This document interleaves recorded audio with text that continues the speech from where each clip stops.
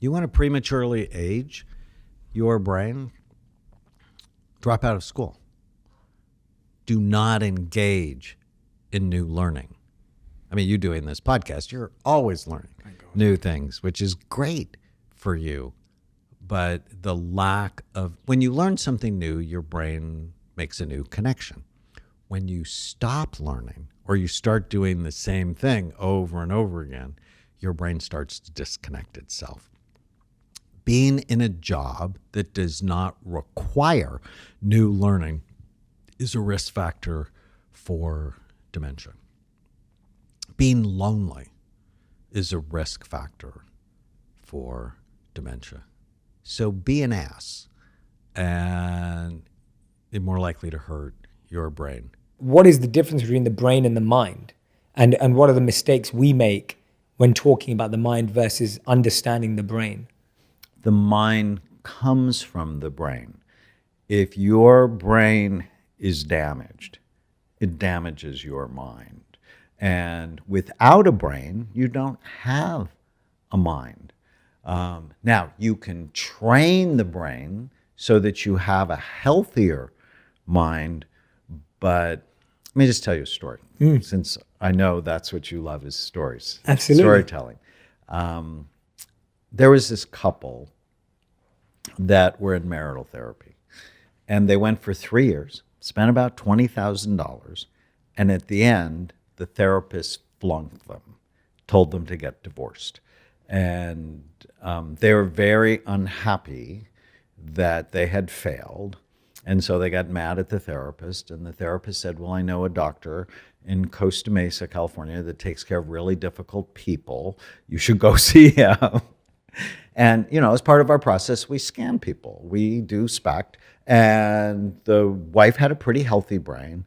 The husband had a moth-eaten brain. It was really low in activity. It's a pattern we usually see with alcoholism or drug abuse. But in his history, he said he never used drugs and he didn't drink. Now, the first thing you learn about drug addicts is they lie. So in front of his wife, I'm like, well, is that true? You don't drink and you've never done drugs. And he said, Dr. Amen, that's not my problem. I've never drank and I've never done drugs. And then I looked to his wife and I said, is he telling me the truth? And she said, oh, yes, Dr. Amen, he doesn't drink. As far as I know, he's never done drugs. He's just an asshole. And I started laughing. Can you imagine that? But in my head, I'm like, why does his brain look so bad? And so I thought about, well, what are the different options? Drugs, alcohol? Well, probably not if your wife who doesn't like you says no.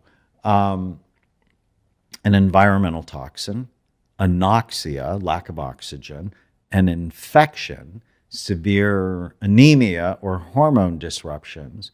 And so my next question to him is, where do you work? He said, I work in a furniture factory. I said, what do you do? He said, I finish furniture all day long. He was doing drugs. He was doing the worst drug of abuse, which is inhaling organic solvents. And I'm like, do you wear a mask? He said, no, they tell me I should. And I'm thinking to myself, I don't say it because I have good frontal lobe function. I'm thinking that is not the sign of intelligent life. I'm like, is there ventilation? He said, often not. It's hot. I'm sweaty. And I looked to his wife and I said, so when did he become an asshole? And she said, what do you mean? I said, did you marry him that way? Do you have father issues you're trying to work out? And she said, no. When we dated and for the first 3 years, he was great. It was about 5 years ago. And then the light went on in her head. About the time he got this job, his behavior started to change. Do you think it could be related? Of course it could be related. And I love this shift. That's what the scans do. They shift from he's an asshole. And actually, his therapist gave him that same diagnosis. Now, you can't write asshole in the chart. Absolutely. So what you write is mixed personality disorder with narcissistic and antisocial features. What's that? You're an asshole, right? It's not a billing code, right? And that shift was so important because play this out with me. He's angry. He's depressed. He's mad and he's sad. If they did what the therapist recommended, which was get divorced, now it's going to be like his skin is being ripped off of him, because this is the love of his life. He just can't act in a consistent way. What is the organ of acting? It's your brain, right? And his brain is damaged. And so if they would have gotten divorced, he very well could have killed himself. And as many people do, he also could have killed his wife and his children, right? So this is the consequence of not looking. But once we looked, she shifted and she's like, do you mean in his attempt to be a good husband, going to work, supporting the family, that he's being poisoned and that he's sick and he's not bad? Exactly. And so we took him out of work, worked on rehabilitating his brain, which is one of my favorite things to do, is taking bad brains and making them better. And years later, they're still married. They love each other. He's much better. And she's not as stressed, because when you live with someone whose brain is damaged, you become damaged as well. Happiness is a moral obligation. Because, you know, people are like, oh, you're writing a book on happiness. That's fluff. Can't you do something more serious? And I'm like, but it's a moral obligation. Why? Because of how you affect other people. I guarantee you, if you ask someone who was raised by an unhappy parent, or married to an unhappy spouse, or raising an unhappy child, whether or not happiness is an ethical issue. Yeah. So this is important for us to seek happiness in the context of health. What are the things we do since birth that damage our brains that could lead to something as extreme as that? Well, even before birth. Yes. So since marijuana has been legalized in many states, babies born with marijuana in their bodies has gone up 1,700%. I mean, it's a ridiculous amount. So even before you're born, what happens in utero can damage the trajectory of your life. They have more behavior problems. They have more attention problems. They have less empathy for other people. And then, you know, as you go through life, the standard American diet is damaging brains. You know, you talked about how healthy your diet has been. I follow this guy on TikTok. For some reason, my TikToks has gone crazy. And he looked at his blood sugar before and after Pop-Tarts.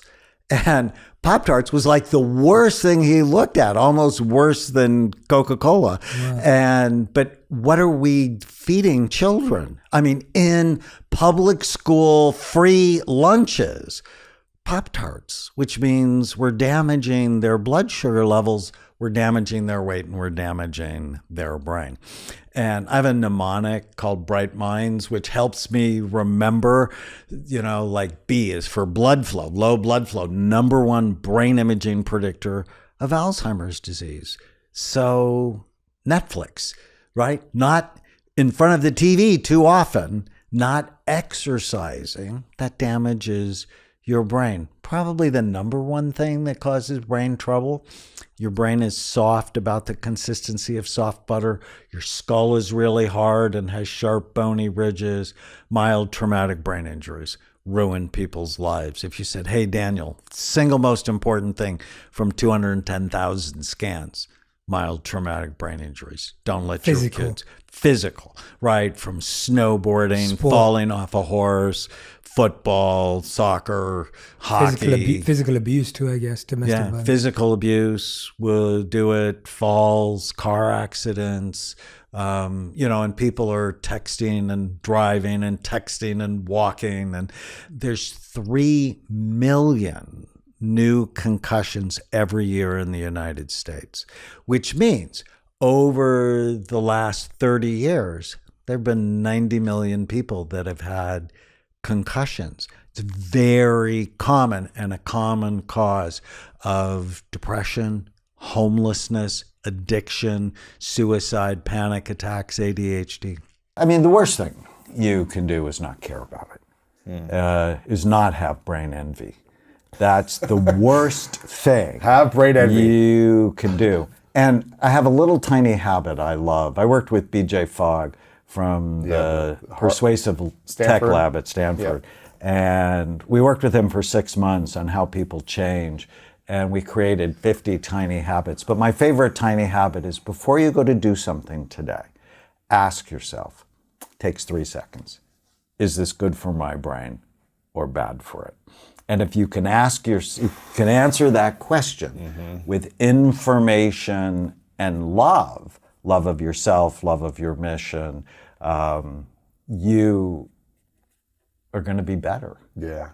Because when your brain is better, you're better. Absolutely. So that's number one, is you don't care. Yep. Number 2 is you engage in behaviors that hurt your brain, whether it's head trauma or thinking of marijuana as going green. It's not. It damages the brain. Alcohol is not a health food. Living in a mold-filled environment. You may know Dave Asprey. Dave and I are buddies. Yeah. He got scammed about 15 years ago, and it was like moth-eaten. It was Really? terrible. But he was living in a mold-filled home. And he actually did a documentary called Moldy that I'm in on the impact of an environmental toxin on your brain. And I would say the third thing, so brain envy, engage in behaviors that hurt your brain.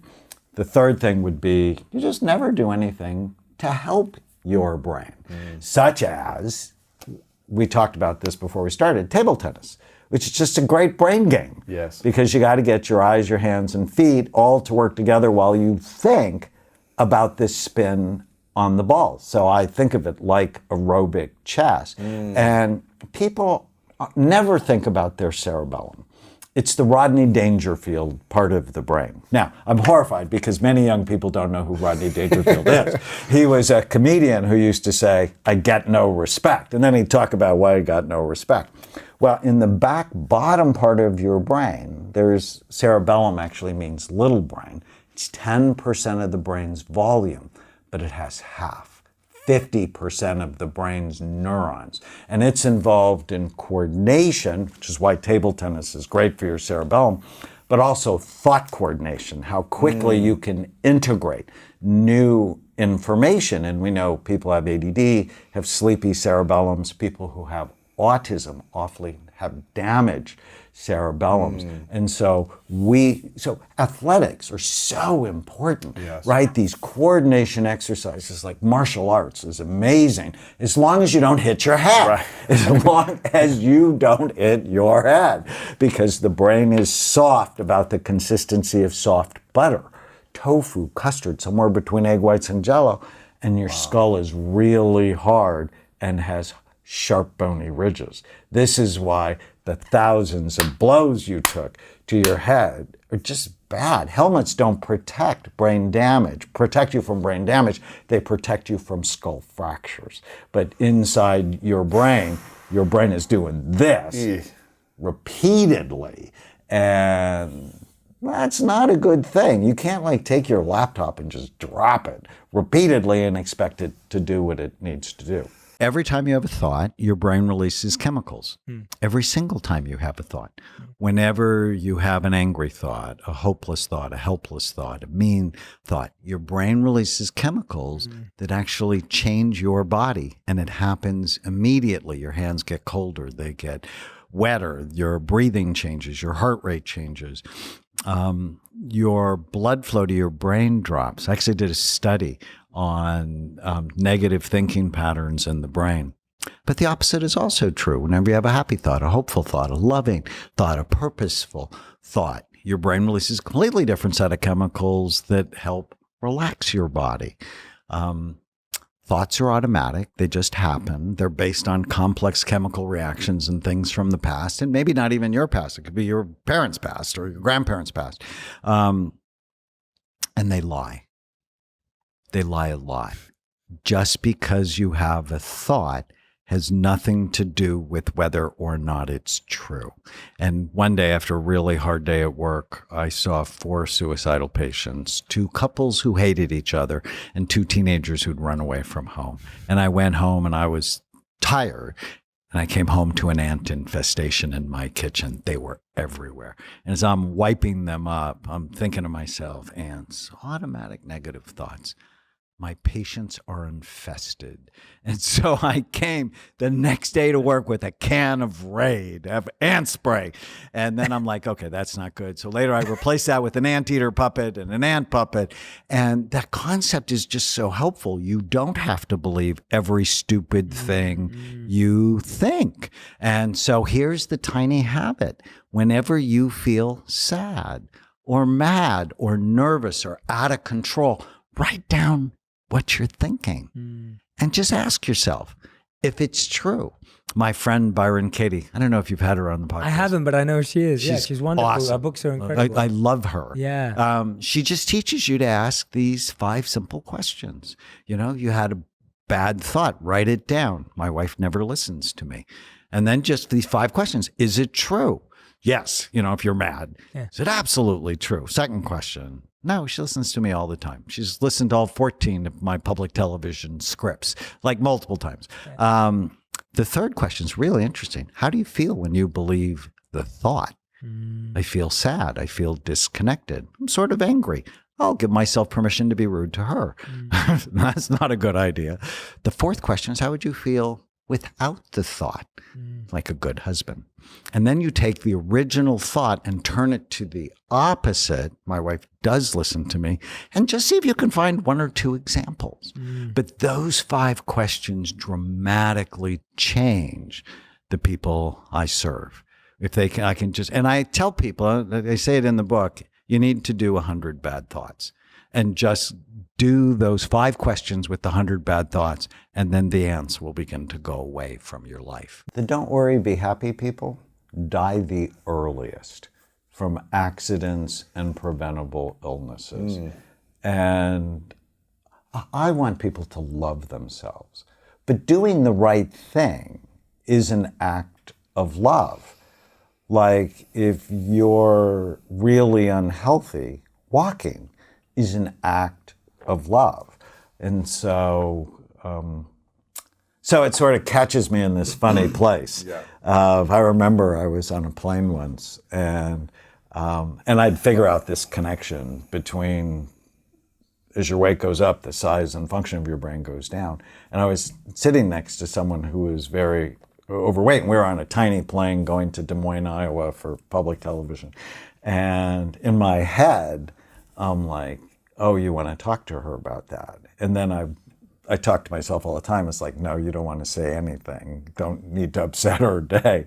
And but then I went to Pittsburgh, and I went to GNC, you know, the supplement company. And one of my core values is being authentic. So I live the message of my life. And the message of GNC is health. Yes. And their number 3 guy, their marketing director, took me to dinner, was morbidly obese. Really? And that thought in my head is, you should talk to him about this. And he made the comment, he opened the conversation. He's like, you know, I don't know why I'm overweight, but my numbers are okay. And I'm like, what Tom. numbers? And I'm like, Tom, you don't want to be a dinosaur. Because I had figured out, big body, little brain, you're going to become extinct. And we had this great conversation, because my favorite verse in the New Testament is John 8:32. Know the truth, and the truth will set you free. I'm like, do you not want to be like the number 2 guy or the number 1 guy? You're not going to do that if your brain's not healthy. And that conversation, the next year, he lost 80 pounds. Wow. Most people don't know that this is a serious health, mental health, brain health risk. And I just want to tell people the truth. And I want them to get healthy. And people go, but I don't like any of, one of my NFL players, but I don't like any of the foods that are healthy for me. And I'm like, none, not one. And we did this great exercise. And it turned out he liked like 70 of the foods that were just like, you only want to love food that loves you back.